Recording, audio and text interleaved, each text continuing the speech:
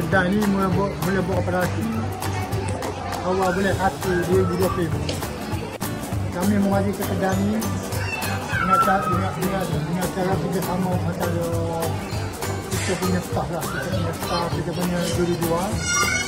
Jadi tanpa bantuan kerjasama hotel dan kita tak akan mampu memajukan jasa pada hari ini lah.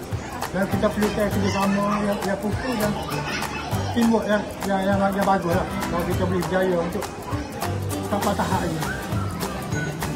Kami memasarkan produk barang elektrik untuk ataupun elektrik amplifier, mana untuk setiap rumah seperti macam basuh, aircon, TV dan jaga produk utama kami lah penapi air dan juga penapi udara.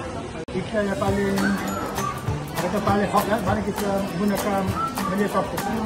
Yang paling utama kami sebab kami punya versi untuk menjual produk kami pada mereka yang nak rumah baru. Lepas tu untuk ambil barang elektrik. Pada utama kan pesaing daripada jenama berlain-lain dia menjual produk yang sama.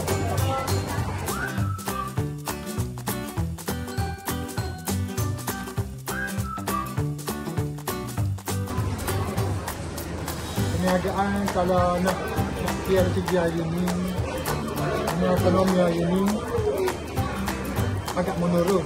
Tapi itu bukan satu halangan tawaran untuk kami buat untuk berhenti setakat hari ini. Jadi kami akan guna berbagai inisiatif lah dengan memasarkan promosi. Lagipun hari ini setakat kami membuat satu pemasaran yang bulan ni pun ada orang buat, tapi dengan cara lain. Tapi hari ini kami memasarkan kepada kami dengan cara beli dan